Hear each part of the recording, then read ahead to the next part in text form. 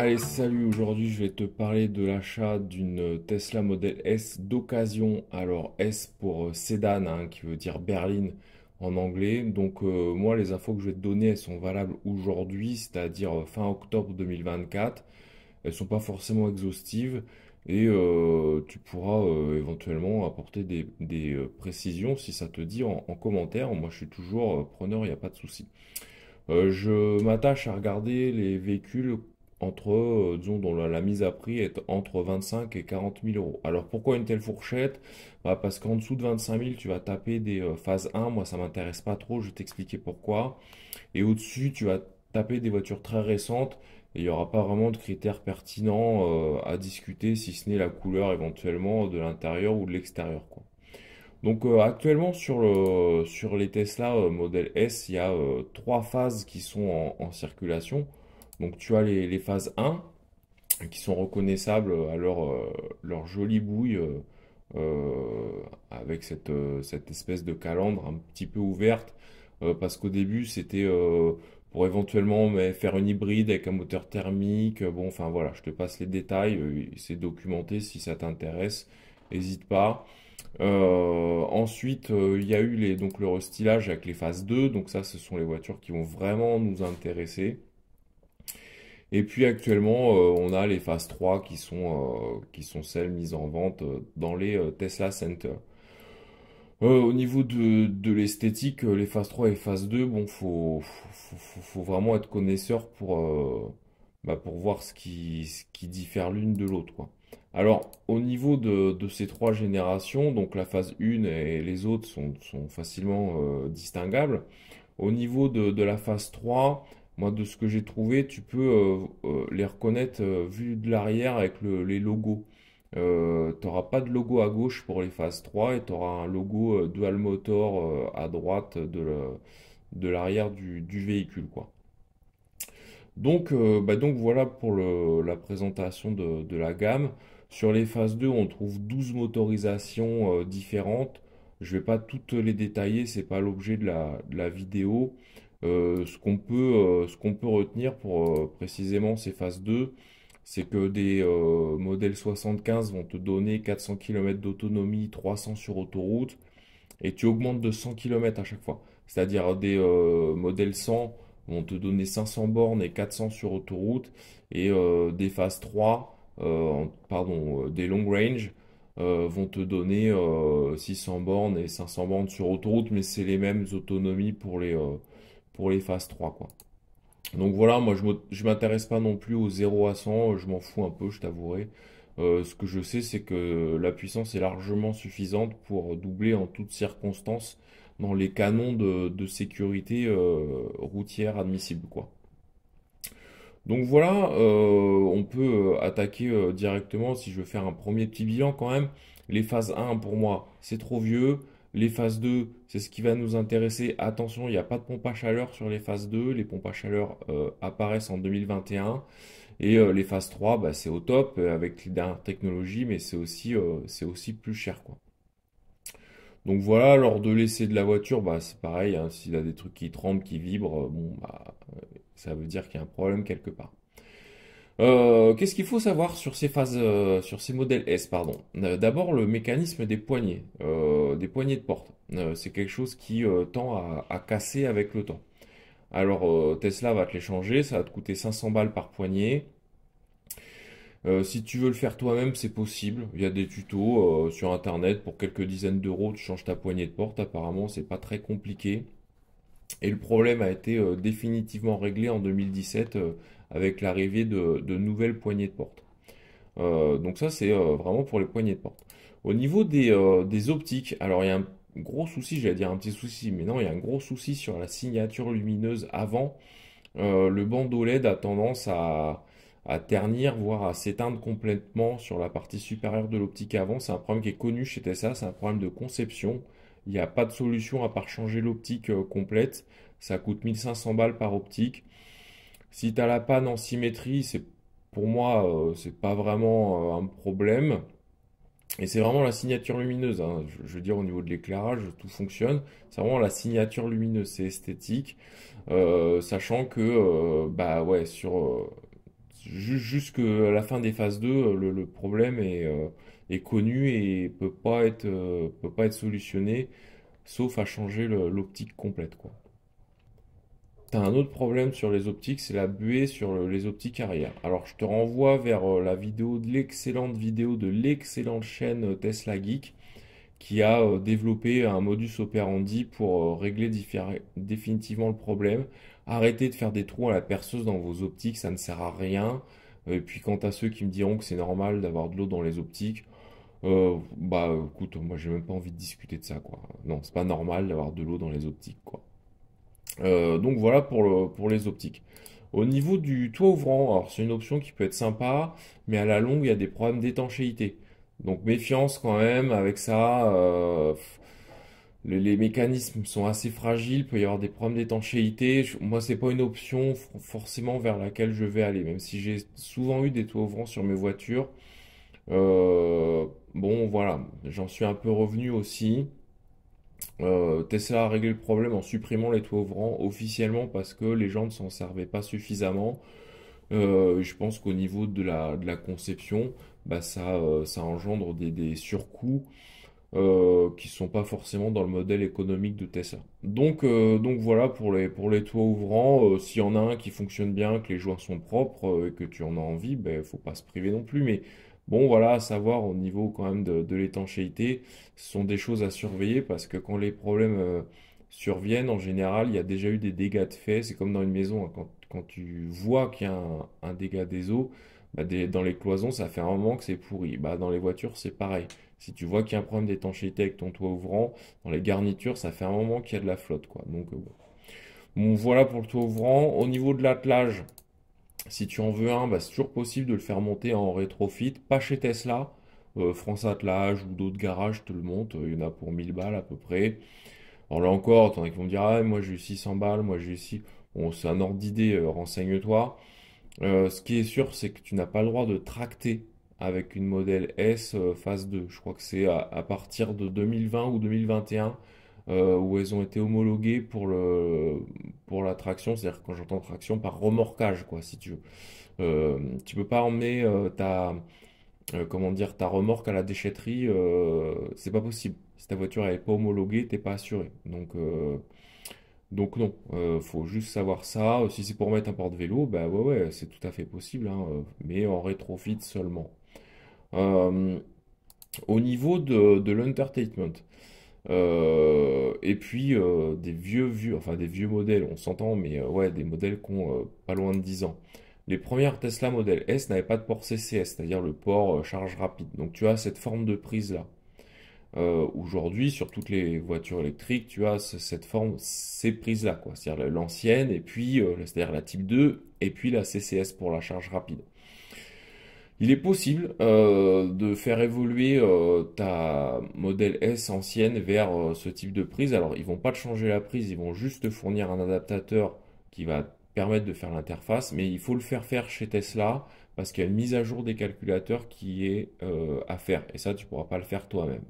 Donc, il faut vraiment demander à l'ancien propriétaire, si c'est le cas, si la mise à jour combo CCS a été faite. Au niveau des mises à jour, il y a aussi enfin une autre mise à jour très importante. C'est la mise à jour du MCU. Je crois que c'est Multicolor Unit. Si tu es encore en MCU 1, laisse tomber. Il faut absolument avoir la mise à jour MCU 2 parce qu'il y a des problèmes avec le disque dur d'affichage, des bugs, des choses comme ça. Bref, il y a même pas à en discuter. Pour les modèles avant 2018, il faut que la mise à jour MCU 2 pardon, ait été faite. Sinon, sinon tu vas galérer et il faudra de toute façon que tu la fasses à un moment ou à un autre. Par ailleurs, tu peux demander aussi si tu as le pack audio premium dans ta voiture. Ça, c'est un petit plus, quoi, éventuellement. Tant qu'on est dans les écrans, je peux aussi te parler des bulles. S'il y a des bulles sur les écrans, même sur un seul des deux écrans, ça, c'est pas bon signe. Ça veut dire qu'il faut changer les écrans. T'en as pour 2000 euros. Donc ça, il faut vraiment être vigilant là-dessus. S'il s'agit d'une bande jaune tout autour de l'écran, ça, c'est pas grave. Tesla te récupère le truc pour 70 balles. Ils font un traitement UV. Bref, ça marche bien. Ils te règlent le problème, quoi. Donc ça, faut vraiment être vigilant là-dessus. Au niveau de l'autopilot, bah écoute, t'as, comment dire, les standards, quoi. C'est-à-dire qu'il te faut l'autopilot au moins AP2, quoi, hein. C'est-à-dire il te faut trois caméras dans le pare-brise. Si t'as une caméra dans le pare-brise, t'es vraiment sur de ancienne génération. Là aussi, bon, c'est pour les passionnés, quoi, hein, mais tu vas vite galérer. Non, il te faut de l'hardware niveau 2, voire 2.5. Si c'est de l'hardware niveau 3, bah, c'est encore mieux, mais bon, le moyen rapide de s'en assurer, c'est de voir qu'il y a trois caméras dans le pare-brise. Donc voilà, les écrans, j'en ai parlé. Les moteurs, bon, les moteurs, évidemment, on va pas les démonter les moteurs, hein. C'est juste pour te dire que les moteurs utilisés par Tesla sont pour moi les plus, enfin pour moi, pas que pour moi d'ailleurs, parce que moi, on s'en fiche un peu, je suis pas spécialiste, mais la littérature là-dessus fait état de la grande efficience des moteurs Tesla. Donc voilà, il y aura pas de soucis, ils sont garantis 8 ans. Méfie-toi quand même des modèles, j'arrive à le dire, des modèles siglés P comme performance, parce que bah, peut-être que les mecs ils ont tiré dessus pas mal et ça aura fatigué prématurément les moteurs. Bon, comme ils sont garantis 8 ans, c'est peut-être pas si dramatique que ça, mais voilà, si c'est un modèle performance, faut savoir que bah, le conducteur a peut-être été tenté de taper dedans régulièrement, j'en sais rien. Ça c'est à voir en direct.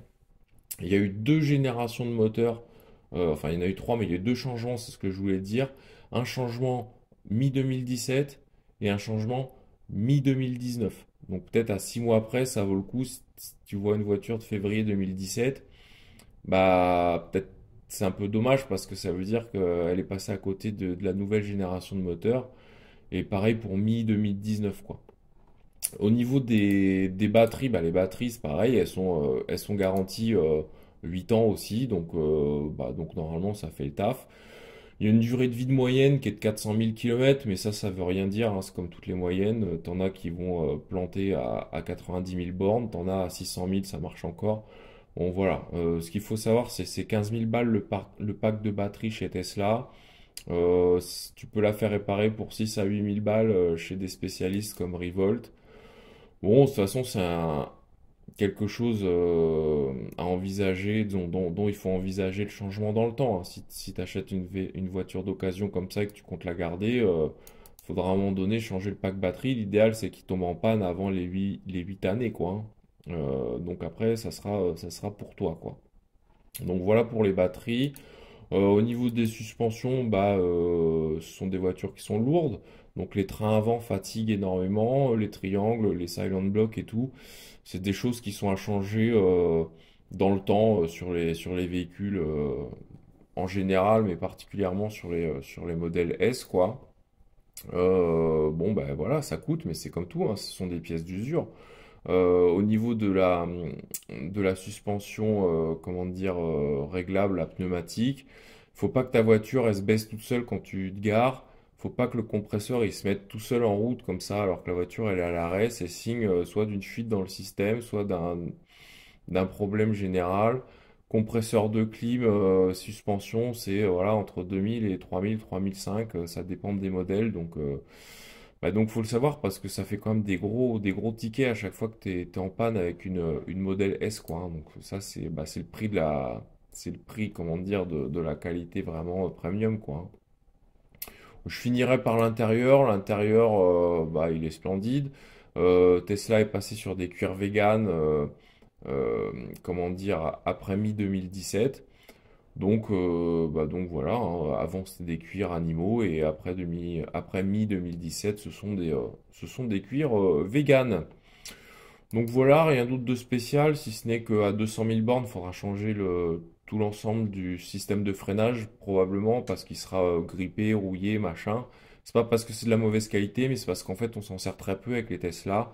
Et à un moment donné, il faut changer tout ça. Alors 200 000 bornes pour un système de freinage, c'est pas un drame, hein, t'en auras changé 3 ou 4 sur une voiture thermique. Donc voilà, c'est pas, pour moi c'est pas dramatique, mais faut le prendre en compte, quoi, hein. Donc qu'est-ce qu'on peut dire de tout ça? Que ça y est, t'es décidé pour ta modèle S.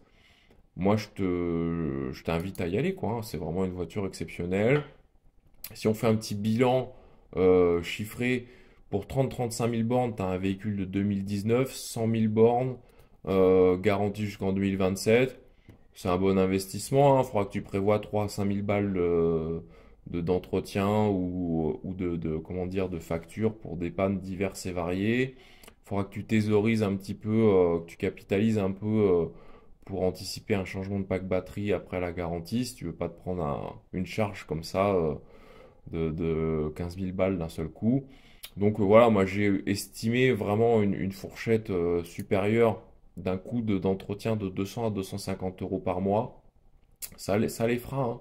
Moi, sur tous mes véhicules, j'ai toujours eu des fichiers Excel dans lesquels je mettais scrupuleusement tous les frais que j'avais, etc., etc., ce qui me permettait de lisser au mois le coût de mon véhicule. Sur une modèle S, je pense j'ai vraiment essayé d'être au mieux, hein. On est sur du 200 à 250 balles par mois. Alors, tu vas pas payer 250 balles par mois, c'est pas ce que je suis en train de te dire. Je te dis que sur 5 ans d'utilisation, tu auras peut-être une facture à 3 000, une facture à 2 500. Et du coup, bah ouais, ça, plus les pneus, etc., bah, tu y seras aux 200 balles, hein. Donc tu vas être à 200 balles par mois. Si tu fais 15 000 bornes par an, que tu recharges 80% du temps chez toi, tu vas avoir 40 euros d'énergie pour te déplacer. Et donc, du coup, ça te fait un coût global de 300 balles par mois d'utilisation de ta voiture, hors financement. Alors, on peut trouver ça cher, ouais, quand même, c'est un peu.